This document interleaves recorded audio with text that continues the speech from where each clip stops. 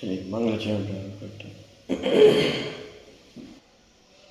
नमो अरिहन्ताणं नमो सिद्धाणं नमो आयर्याणं नमो वज्रायाणं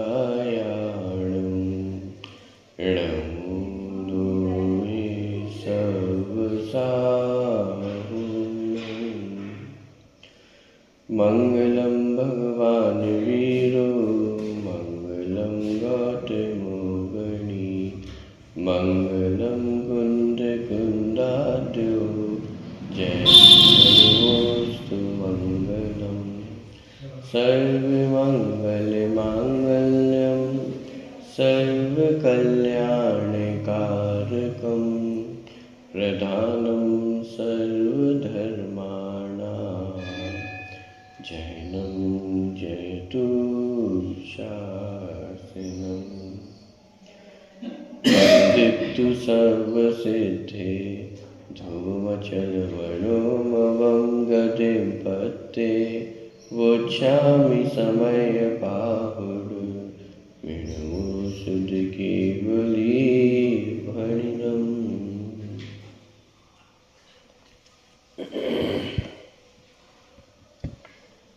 तेरहवीं गाथा की चर्चा कल अपन ने प्रारंभ की थी। गाथा का पाठ यहाँ से करते हैं, फिर विषय में आगे बढ़ेंगे। प्रश्न क्रमांक 142, गाथा क्रमांक 13। भूदर्थेन विगता जीवा जीवाय पुण्यपावं च आसव संवरणेचर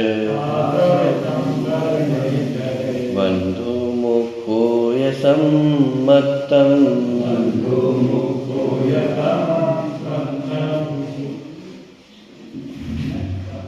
हरि पर चिद चिदाशव पाप पुण्य शिव बंद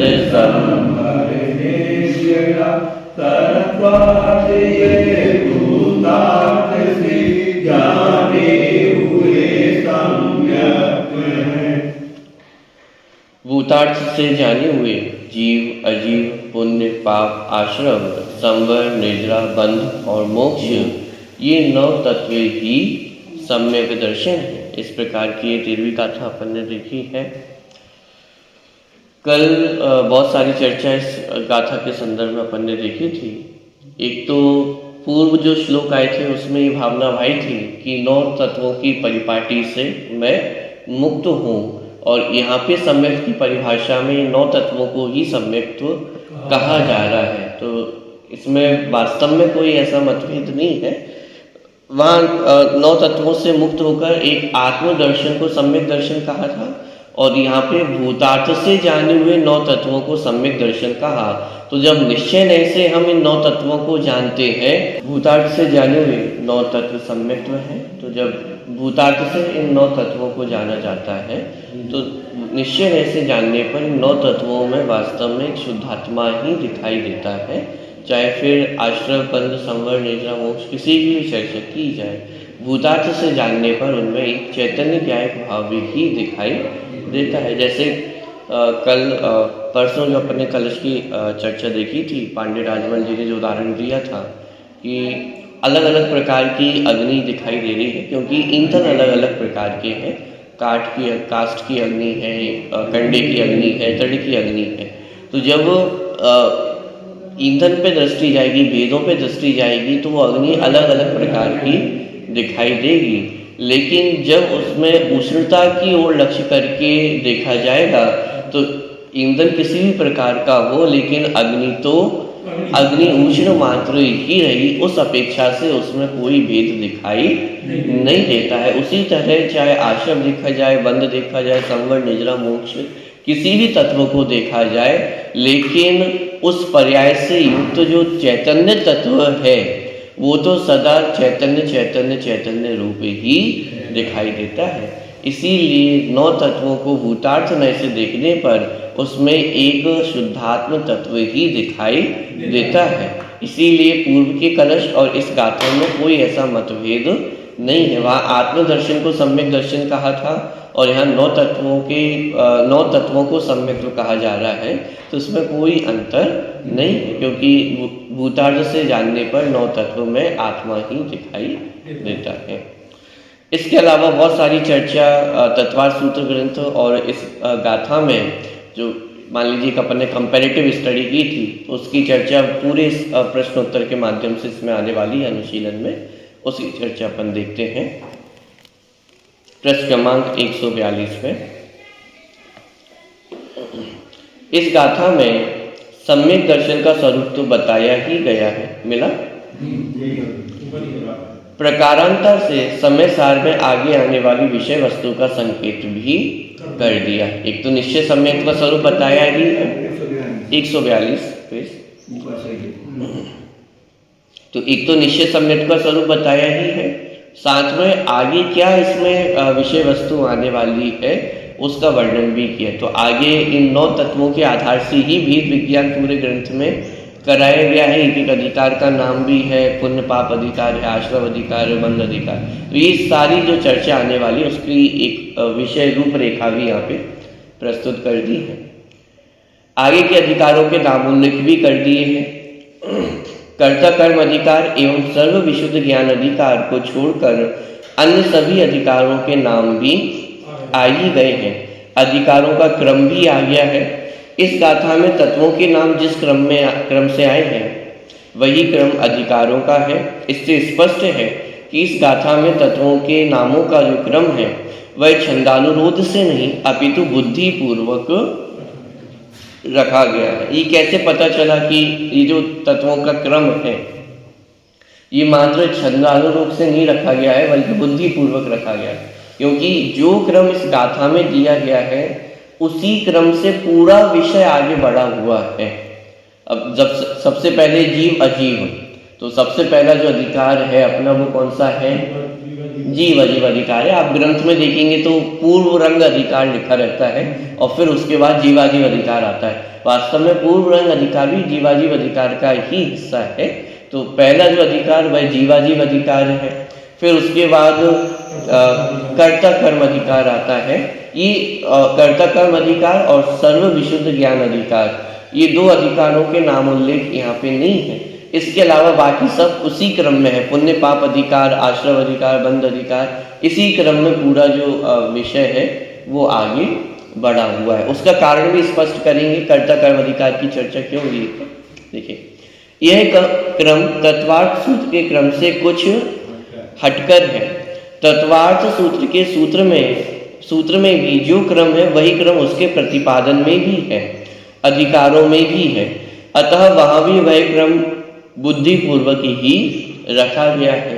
माने दोनों जगह आचार्य कुंद ने जो क्रम रखा है वो भी बुद्धि पूर्वक रखा, और वहाँ तत्वार्थ सूत्र में भी जो क्रम रखा गया है, माने वहाँ भी ऐसा नहीं कि सूत्र बन जाए उसके लिए यहाँ पे वो क्रम रखा हो, क्योंकि उसमें भी उसी के हिसाब से पूरा जो विषय है तत्वार्थ सूत्र ग्रंथ में वो आगे बढ़ता है। उसके औचित्य पर भी उसके टीकाकारों ने प्रकाश डाला है। तत्वार्थ सूत्र गद्य में होने से छंदानुरोध वाला तर्क भी नहीं दिया जा सकता। अतः यह समय सार में समागत क्रम के औचित्य की समीक्षा भी आवश्यक है।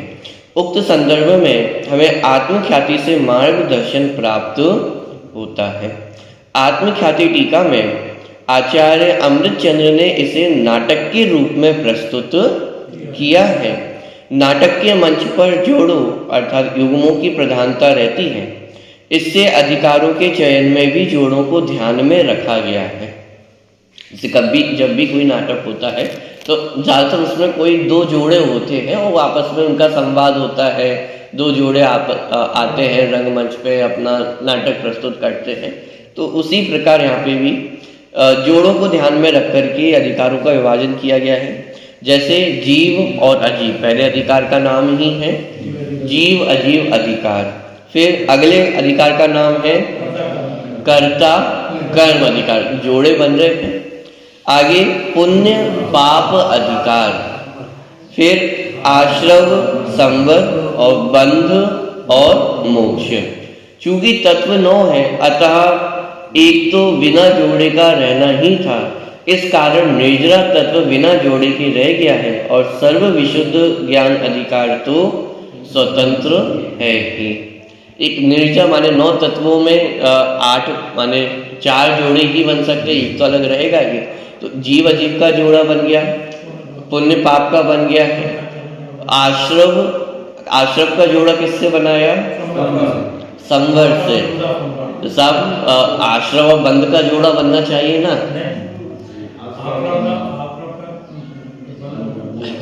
इसमें एक इस प्रकार से, जैसे नाटक में एक नायक है तो एक खलनायक होगा, इस रूप में आश्रव और आश्रव का विरोधी कौन है?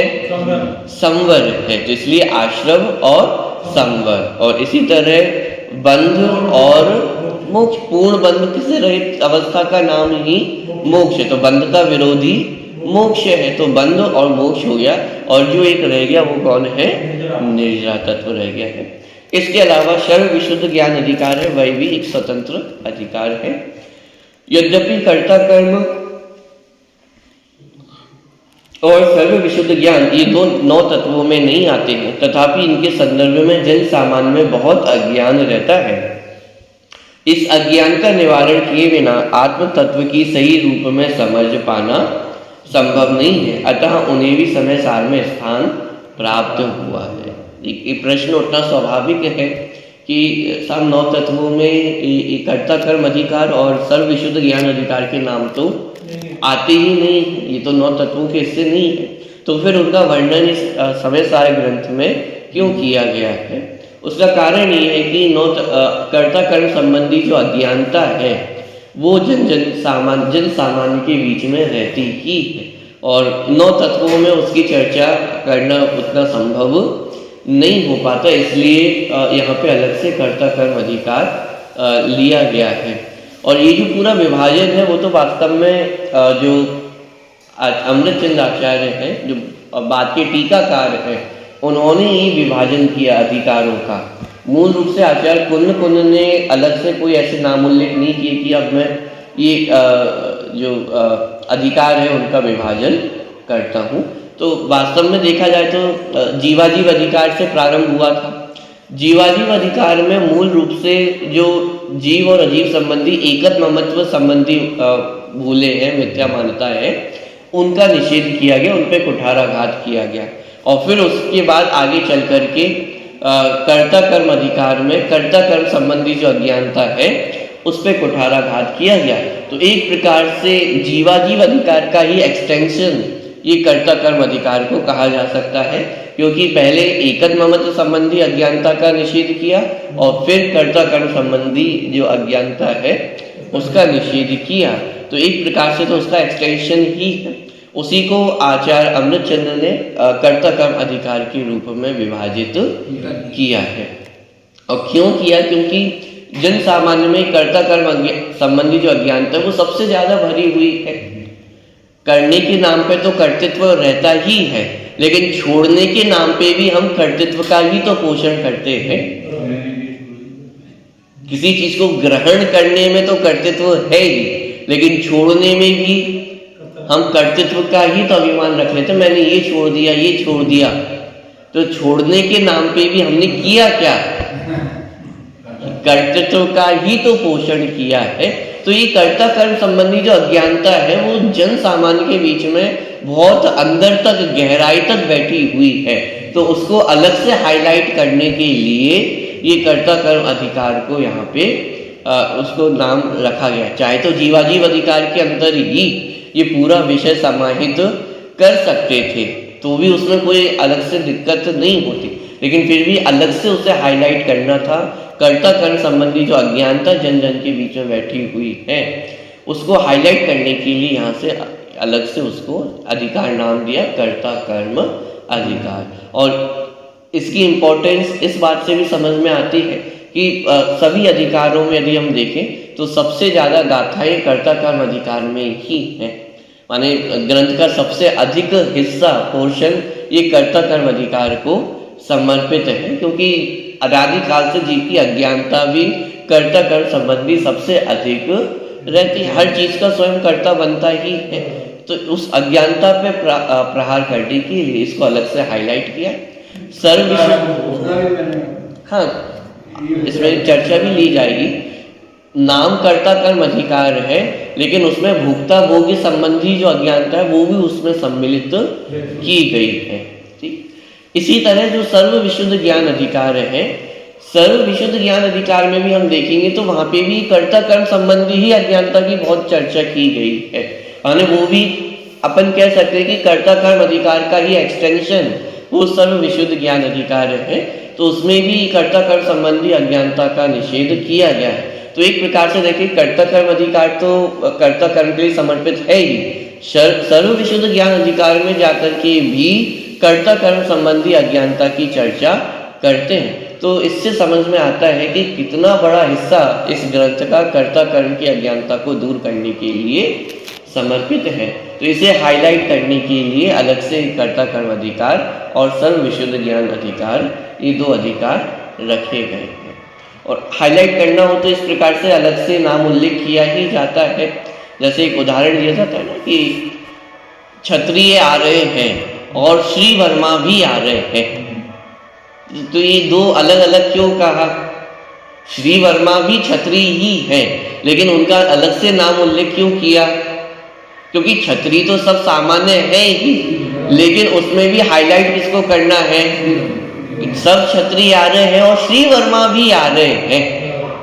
जैसे अपन कभी प्रोग्राम करते हैं ना, कोई भी 10 लक्षण का कार्यक्रम हो, अष्टानिका का हो, अपने मंदिर के कोई कार्यक्रम हो, तो बहुत सारे उसमें विद्वान होते हैं, तो बहुत से विद्वानों का समागम मिलेगा और उसमें एक विशिष्ट विद्वान भी आ रहे हैं। क्यों?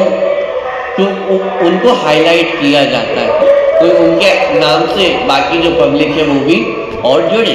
तो ये एक सामान्य प्रक्रिया है, जिसको हाईलाइट करना हो उसका नाम अलग से नाम उल्लेख किया जाता है। ऐसे ही यहाँ पे यद्यपि 9 तत्वों का वर्णन करते तो भी उसमें कर्ता कर्म संबंधी चर्चा आ ही जाती, लेकिन फिर भी इस चर्चा को हाईलाइट करना था, इसीलिए उसको अलग से अधिकार के रूप में प्रस्तुत किया गया है। यद्यपि कर्ता कर्म और प्रश्न क्रमांक 143 दूसरा पैराग्राफ, यद्यपि कर्ता कर्म और सर्व विशुद्ध ज्ञान ये दो नव तत्वों में नहीं आते हैं, तथापि इनके संदर्भ में जन सामान्य में बहुत अज्ञान रहता है।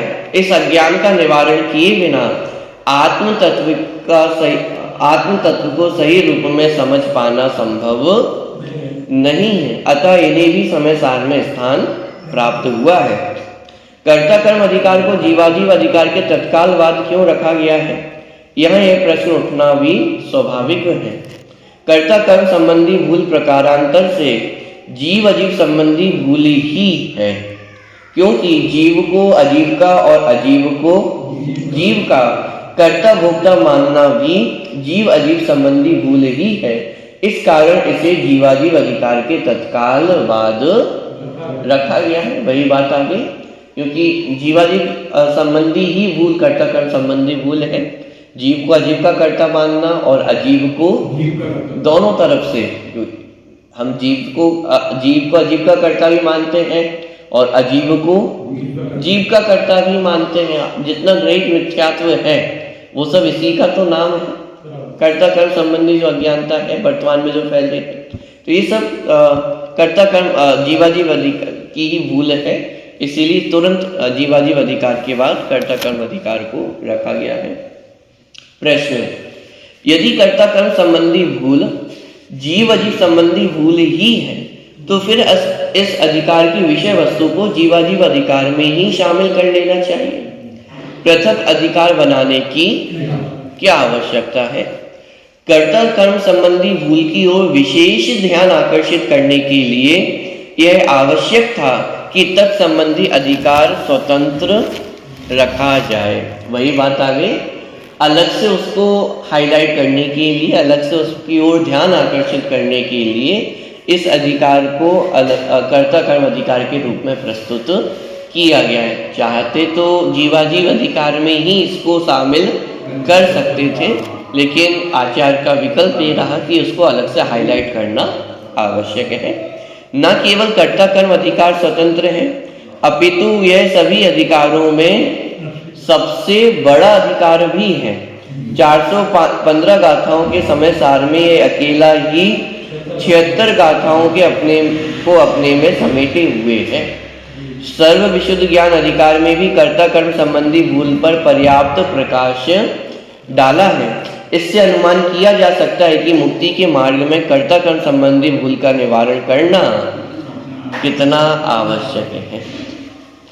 सर्व विशुद्ध ज्ञान अधिकार तो संपूर्ण समय सार का निचोड़ है, सारांश है, अतः उसे अंत में रखना तो एकदम स्वाभाविक ही है।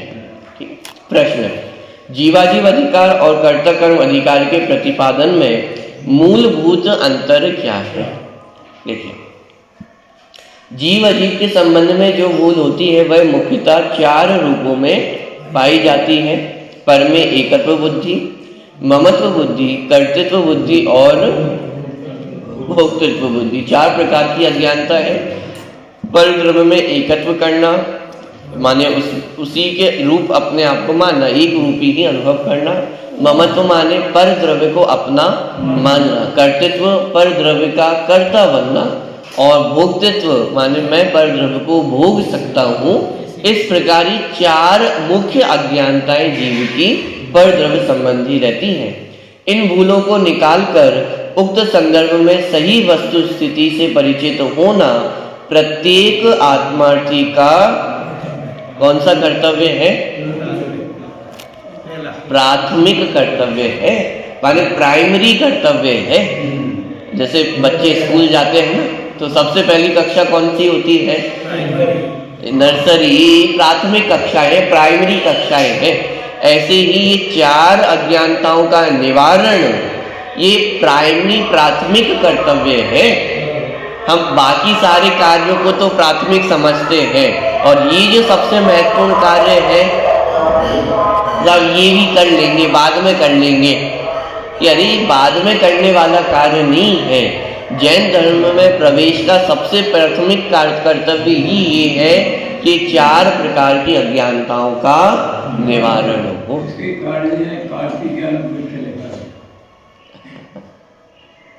विचार करके देखें, और वर्तमान में ये 4 प्रकार की अज्ञानता के कारण ही हम धर्म से और दूर होते जा रहे हैं। आज धर्म के नाम पे भी कर्तृत्व का ही पोषण हो रहा है। पर द्रव्यों के सुख वैभव की प्राप्ति के ही उपाय किए जा रहे हैं। किसके नाम पर? और धर्म की पहली कक्षा ही क्या थी? सबसे पहली कक्षा ABCD है ये, कि पर द्रव्य में एकत्व, ममत्व, कर्तृत्व और भोक्तृत्व नहीं होना। ये प्राथमिक कर्तव्य है।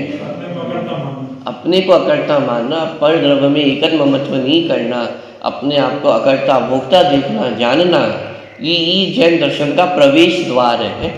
देखिए, इनमें से पर द्रव्य में एकत्व और ममत्व का निषेध जीवाजीव अधिकार में किया गया है, तथा पर द्रव्य के कर्तृत्व एवं भोक्तृत्व का निषेध कर्ता कर्म अधिकार में किया गया है। इनमें से एकत्व को अपनत्व और ममत्व को स्वामित्व भी कहते हैं। इस प्रकार पर में अपनत्व और स्वामित्व संबंधी भूल को निकालना जीवाजीव अधिकार का प्रतिपाद्य है, और कर्तृत्व और भोक्तृत्व संबंधी भूल को निकालना कर्ता कर्म अधिकार का प्रतिपाद्य है। इन दोनों अधिकारों के प्रतिपादन में यही मूलभूत अंतर है। वास्तव में देखें तो जीवाजीव अधिकार का ही विस्तार कर्ता कर्म अधिकार है, लेकिन दोनों में अंतर क्या है? जीवाजीव अधिकार में मुख्य रूप से एकल ममत्व संबंधी अज्ञानता का निषेध किया गया है, और कर्ता कर्म अधिकार में कर्ता कर्म और भोक्ता भोक्तृत्व संबंधी जो अज्ञानता है उसका निराकरण किया गया है।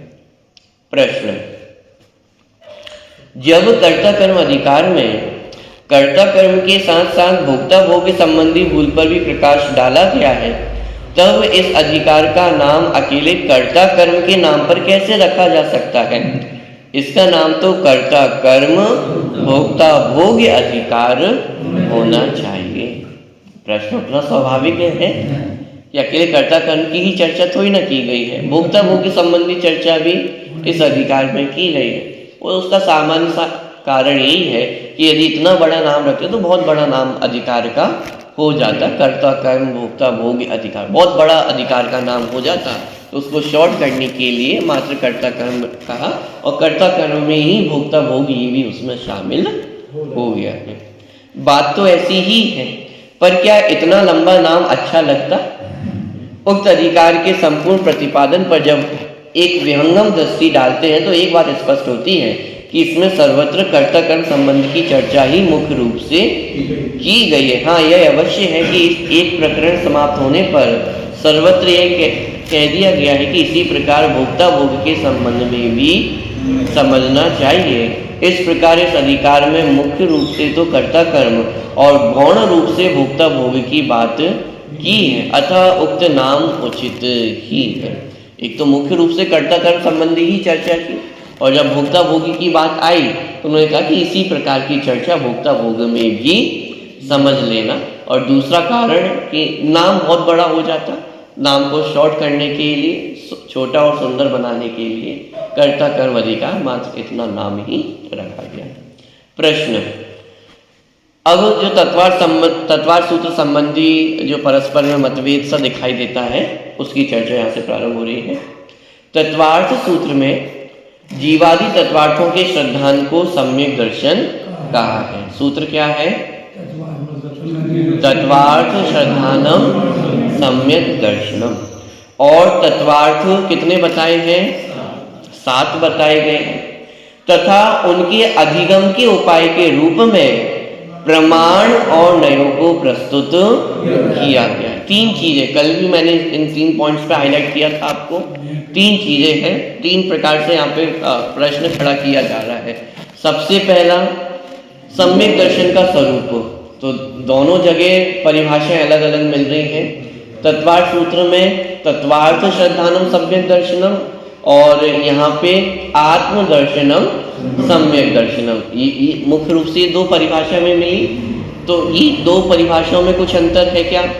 दूसरा, तत्वों की संख्या में तत्वार्थ सूत्र में 7 तत्व कहे गए हैं और यहाँ पे 9 तत्व कहे हैं। तो ये अंतर क्यों आ रहा है और वास्तव में ये कोई अंतर है क्या?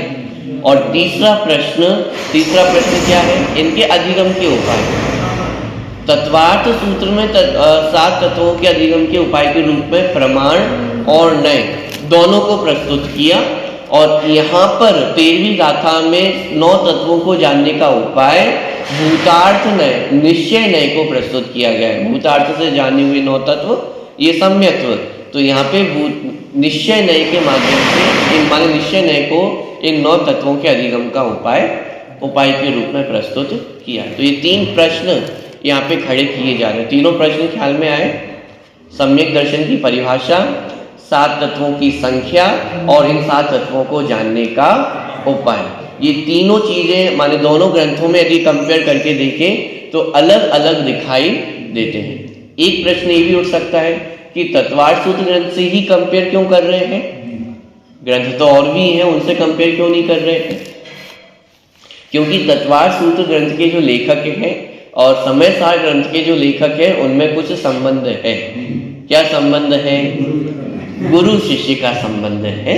आचार्य कुंद गुरु है और उमा स्वामी उनके शिष्य हैं, इसीलिए इन 2 ग्रंथों के बीच में कंपैरिजन किया जा रहा है, क्योंकि कम से कम जो गुरु ने सिखाया है वही शिष्य की लेखनी में आना चाहिए, लेकिन गुरु और शिष्य की बातों में ही डिफरेंस दिखाई दे रहा है, इसलिए चर्चा यहाँ पे ली गई है। ठीक है, पुनः एक बार मैं प्रश्न पढ़ता हूँ तो आपको पूरा विषय ख्याल में आएगा। तत्वार्थ सूत्र में जीवादि तत्वार्थों के श्रद्धान को सम्यक दर्शन कहा और तत्वार्थ 7 बताए गए हैं और उनके अधिगम के उपाय के रूप में प्रमाण और नयों को प्रस्तुत किया गया है। इससे यह स्पष्ट है कि तत्वार्थ सूत्र में प्रमाण और नयों से जाने हुए जीवादि सप्त तत्वार्थों के श्रद्धान को सम्यक दर्शन कहा है, और यहाँ इस 13वीं गाथा में भूतार्थ नय से जाने हुए जीवादि 9 तत्वों को ही सम्यक दर्शन कहा है। उक्त दोनों कथनों में यह मतभेद क्यों है? उत्तर, यह मतभेद नहीं विवक्षा भेद है। क्या कहा? कोई मतभेद नहीं है, गुरु शिष्य में इन दो ग्रंथों में किसी प्रकार का मतभेद नहीं है, मात्र विवक्षा का, अपेक्षाओं का भेद है। यदि दोनों कथनों की विवक्षाएं समझ ली जावे तो कोई आशंका नहीं रहेगी। तत्वार्थ सूत्र का कथन सैद्धांतिक कथन है और समय सार का कथन आध्यात्मिक कथन है। अब ये अंतर को समझना होगा। दोनों ग्रंथों की जो शैली है, जो प्रयोजन है, वो दोनों बिल्कुल अलग अलग है। तत्वार्थ सूत्र सैद्धांतिक ग्रंथ है, आगम ग्रंथ है, और जो समय सार ग्रंथ है वो आध्यात्मिक ग्रंथ है। तो दोनों का प्रयोजन अलग है, दोनों की शैली अलग है। तत्वार्थ सूत्र ग्रंथ में जो सातों तत्व हैं उनके वस्तु स्वरूप को स्पष्ट करना है, माने तीन लोक में सात तत्वों की क्या वस्तु स्थिति है उसको समझाना प्रयोजन है। और समय सार ग्रंथ में सात तत्वों को समझाना प्रयोजन नहीं है। इन सात तत्वों से परिणमित होता हुआ जो जीव तत्व है उसको ही समझाना समय सार का मूल प्रयोजन है। तो दोनों के प्रयोजन ही अलग अलग है। तत्वार्थ सूत्रकर्ता को सप्त तत्वार्थों का प्रमाण और नए से गुण पर्याय सहित सर्वांग विवेचन अभीष्ट था, जैसा कि उन्होंने आगे किया भी है। जीवों के संसारी सिद्ध सभी भेद बताए, उनके रहने के स्थानों की चर्चा की, अजीवादी तत्वों का भी इसी प्रकार विस्तृत विवेचन किया। आश्रम में 57 प्रकार के आश्रम बतलाए, उनके शुभाशुभ भेद करके व्रतों का वर्णन भी किया। बंध तत्व में कर्मों की प्रकृतियां गिनाई, निर्जरा में भी उसके उपायों को विस्तृत समीक्षा की। पर समय सार में यह सब नहीं है। समय सार की प्रतिपादन शैली ही अलग है। समय सार में तो सभी तत्वों में प्रकाशमान आत्म ज्योति को ही खोजा गया है। तो ये बेसिक अंतर माने दोनों के प्रयोजन में और दोनों की विवक्षाओं में है।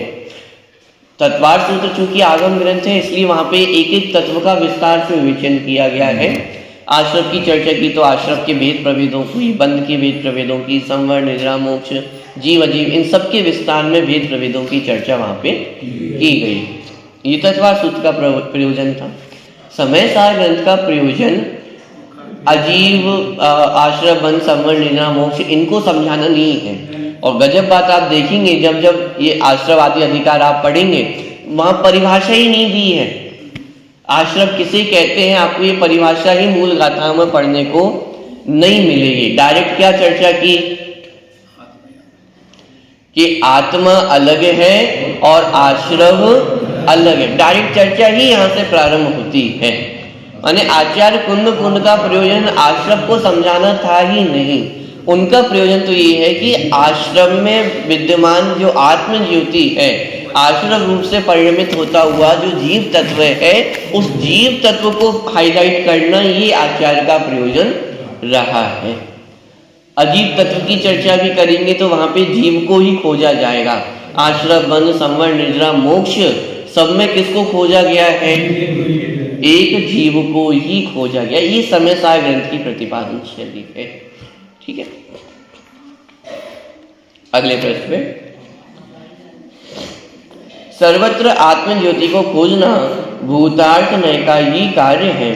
भूतार्थ नय की यह महान कार्य कर सकता है। अतः समय सार के आरंभ में ही इस 13वीं गाथा में ही यह घोषित कर दिया कि भूतार्थ नय से जाने हुए जीवादि 9 तत्व ही सम्यक दर्शन है, और आगे सभी तत्वों की मीमांसा भी इसी नय से प्रस्तुत की है। सर्वत्र आत्म ज्योति को ही खोजा गया है। रही बात तत्वों की संख्या में 7 और 9 के अंतर की, सो यह कोई बात नहीं है, क्योंकि तत्वार्थ सूत्र में पुण्य और पाप को आश्रम बंध में शामिल कर लिया गया है और समय सार में उन्हें अलग कर दिया गया है। बस इतनी सी बात है। सम्यक दर्शन की परिभाषा के संदर्भ में जो अपन ने चर्चा देखी, तो वो अंतर इसलिए क्योंकि दोनों का प्रयोजन अलग है। तत्वार्थ सूत्र ग्रंथ में 7 तत्वों का विस्तार से विवेचन करना था, प्रमाण और नए दोनों के माध्यम से, इसलिए वहां पे तत्वार्थ श्रद्धानम सम्यक दर्शन ये परिभाषा ली और उनको जानने का उपाय प्रमाण और नए दोनों बताए। लेकिन समय सार में मात्र आत्म ज्योति को ही फोकस में करना है। 7 तत्वों का निरूपण करना ये कोई उनका मुख्य उद्देश्य नहीं था। और आत्म ज्योति को हाईलाइट कौन सा नहीं कर सकता है? भूतार्थ ने निश्चय नहीं ही आत्म ज्योति को हाईलाइट कर सकता है। जहाँ दूसरे नयों की चर्चा आएगी तो वहाँ पर्याय मुख्य हो जाएंगी, बाकी सारी चीजें मुख्य होंगी। आत्म ज्योति को मुख्य करने का कार्य एक परम शुद्ध निश्चय नय भूतार्थ नय ही करता है, इसलिए यहाँ पे भूतार्थ नय की चर्चा ली गई। रही बात संख्या की, तो तत्वार्थ सूत्र में 7 है और यहाँ पे 9 तत्व कहे तो पुण्य पाप को आश्रम बंध में ही सम्मिलित कर लिया जाता है। तत्वार्थ सूत्र में शामिल कर लिया आश्रम बंध में ही, तो वहाँ 7 तत्व हो गए और उन्हीं का विस्तार यहाँ पुण्य पाप कह करके अलग से कर दिया गया है। ठीक है, और पुण्य पाप का अलग से विस्तार किया तो उसके पीछे भी कोई कारण रहा होगा कि हाँ, उसके पीछे भी कारण है, क्योंकि जीव हमारा उद्देश्य आत्म ज्योति तक पहुंचना है और उस आत्म ज्योति में सबसे अधिक बाधक कौन बनता है? पाप को तो सब बुरा मानते ही हैं, समझते भी हैं और यद्वा तद्वा उसको छोड़ने का उपाय भी जितना बनता है, माने मात्र जैनी व्यक्ति ही नहीं, सभी व्यक्ति, तो एक जन सामान्य नियम अपन कह सकते हैं कि जिससे जितना समझ में आता है अपनी बुद्धि अनुसार, माने पाप को तो कम से कम बुरा तो समझते ही हैं, छोड़े नहीं छोड़े वो एक अलग बात है, लेकिन बुरा तो हर कोई समझता ही और छोड़ने का अपनी अपनी लेवल पे उपाय भी करते हैं। लेकिन बात तो पुण्य पे आकर के अटक जाती है। पाप को तो बुरा समझते हैं लेकिन पुण्य को अच्छा समझने लगते हैं, और जब पुण्य को धर्म समझ लिया, अच्छा समझ लिया, तो जो वास्तविक धर्म है उससे दूर रह जाते हैं। इसीलिए इस समय सार ग्रंथ में पुण्य पाप अधिकार की अलग से चर्चा की, क्योंकि यहाँ मुख्य उद्देश्य तो आत्मा तक पहुंचने का है और आत्मा तक पहुंचने में जो जो बाधा बनेंगे उन सब का वर्णन यहाँ पे किया गया। कर्ता कर्म अधिकार को भी इसलिए अलग से हाईलाइट किया क्योंकि वो भी बहुत बड़ी अज्ञानता है जो जन सामान्य के बीच में रहती है, और उसके बाद यदि कोई सबसे बड़ी अज्ञानता रह जाती है तो पाप बुरा है और पुण्य अच्छा है। तो ये जो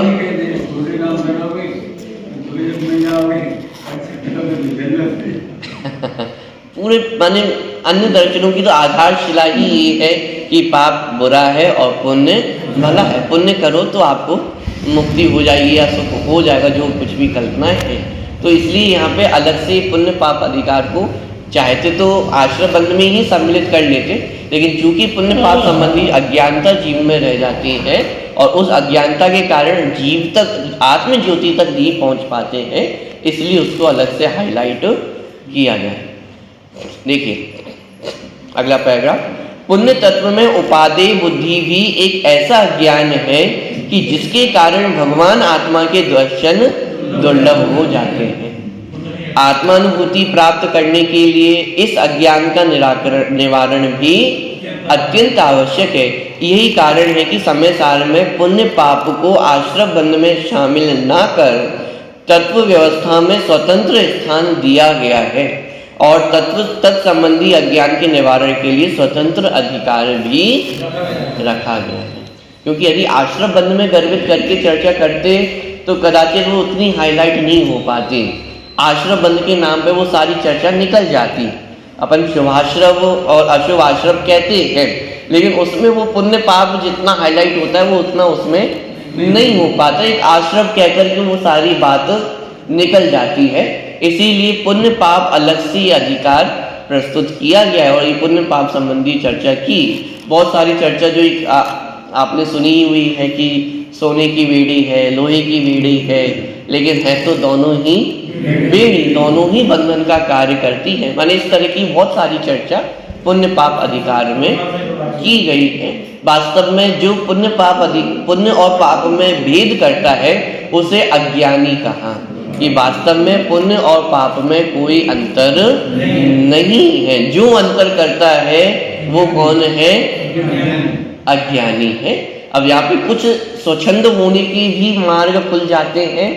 अच्छा, पुण्य और पाप में कोई अंतर नहीं है, तो फिर इससे तो अच्छा हम पाप ही कर लें, चाहे पुण्य करो चाहे पाप करो, कि वो स्वच्छंदता भी ग्रहण नहीं करनी है। वो सारी चर्चाएं तो जब पुण्य पाप अधिकार आएगा तब अपन करेंगे, लेकिन बेसिक जो जीव की अज्ञानता रह जाती है कि पुण्य और पाप में अंतर है, तो उसका निषेध वहाँ किया कि वास्तव में पुण्य और पाप में अंतर नहीं। क्यों अंतर नहीं है?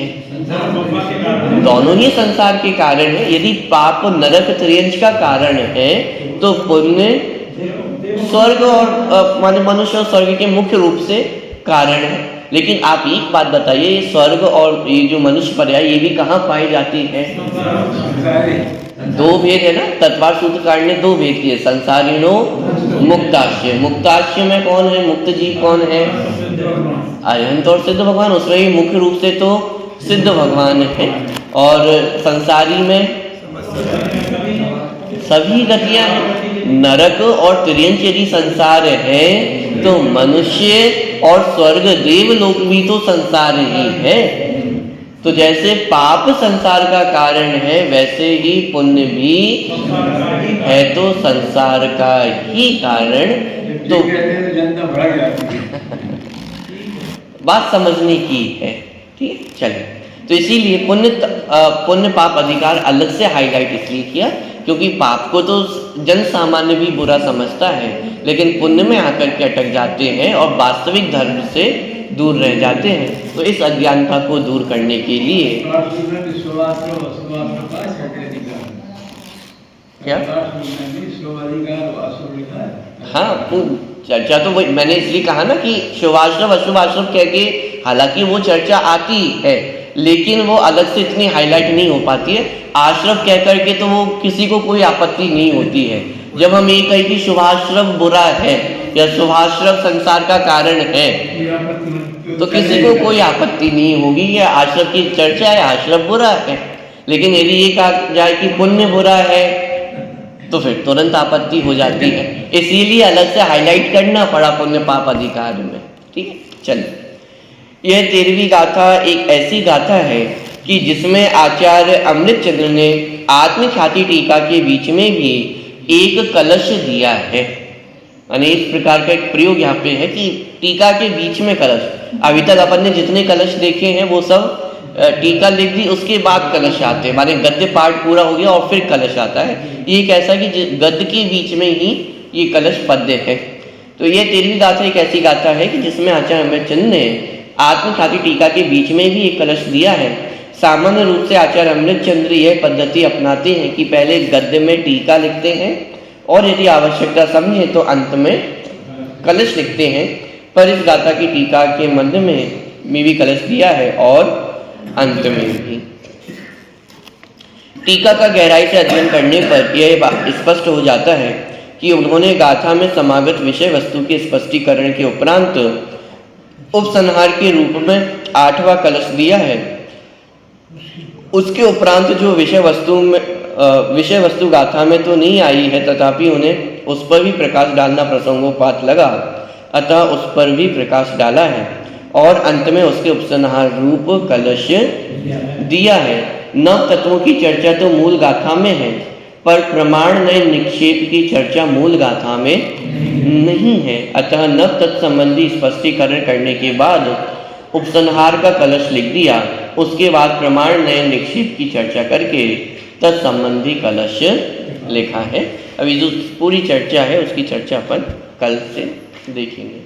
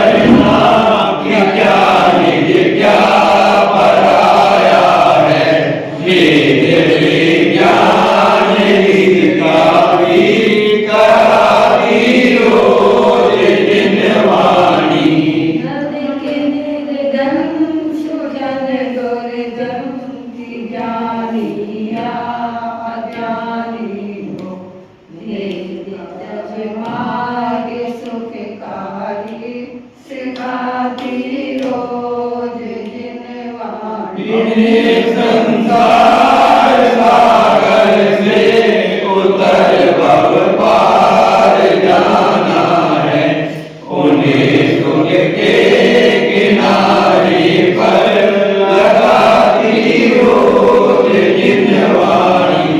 सत्य सुख सार पारस में पतित जन पार जाते हैं। सरल सिर भगवती जिनके ये तार मिनार जिनवाणी।